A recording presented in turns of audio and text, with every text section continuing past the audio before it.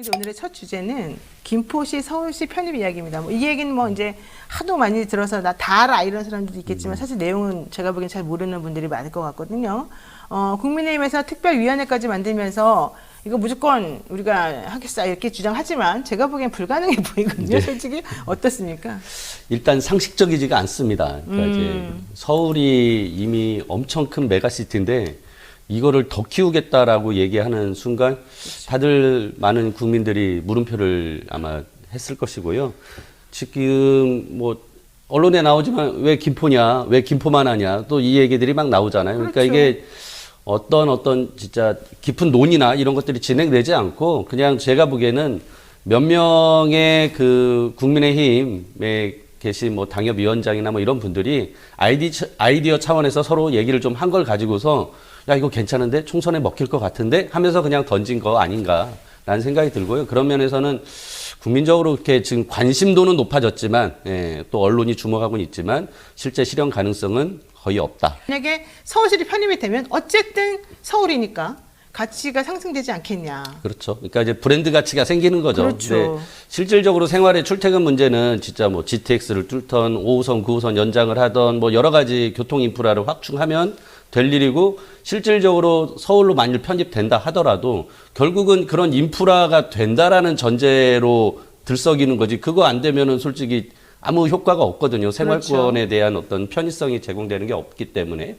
그러니까 이제 결국 그 서울이라는 브랜드 가치를 노린 거죠. 그러니까 저는 그런 면에서 굉장히 총선 전략으로서 유효하게 지금 김포 그리고 이 김포를 시작으로 지금 말씀하신 뭐 하남, 뭐 구리 분당까지 다 해서 들썩이게 만드는.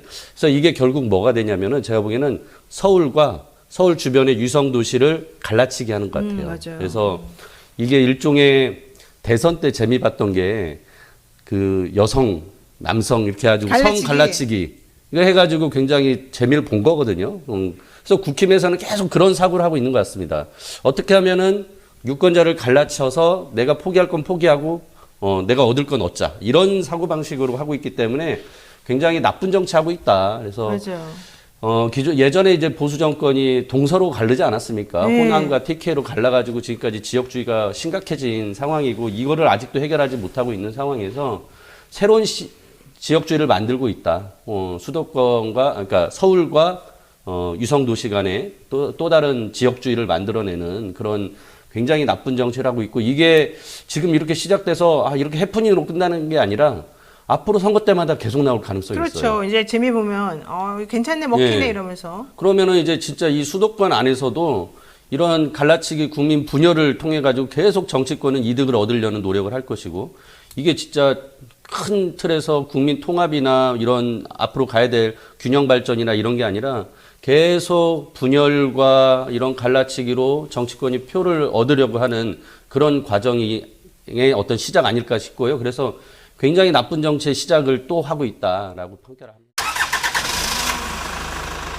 또 문제인데 지금 김포의 재정 자립도가 37%예요. 서울의 재정 자립도는 75%고, 그러니까 어마어마하게 한 2배 차이가 나거든요. 근데 또 이 서울 안에서도 이제 강북에 노원, 뭐 도봉, 강북 같은 경우는 20%가 안 돼요. 그러니까 어떻게 보면 서울 안에서도 굉장히 지금 강북과 강남의 그 지역 차이가 심하기 때문에 이 안에서도 균형 발전을 얘기하고 강북 쪽에 뭔가 더 이제 해야 되는 필요성들이 계속 얘기되고 있는데 여기다 느닷없이 김포를 붙여버리면 지금 이현재 교수님 말씀하신 것처럼 서울의 재정도 한정돼 있는데 이걸 가지고 다시 김포 쪽에 사업을 추진하다 보면 결국 이 사업이 더 늦어질 수밖에 없는 그렇죠. 그런 상황이 돼요.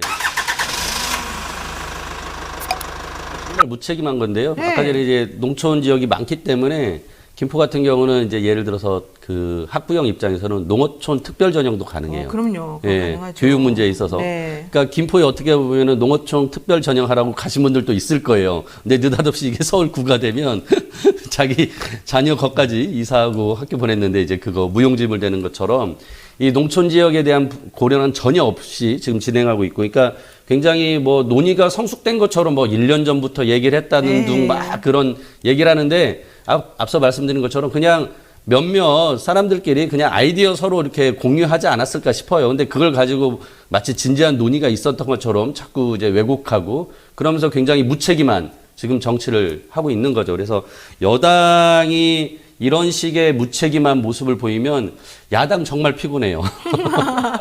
우리도 그렇죠. 더 질러야 되나? 뭐 이런 거 그러니까. 자꾸 얘기하게 되면 서로 나쁜 경쟁만 하는 서로 이제 거예요. 큰일 나요.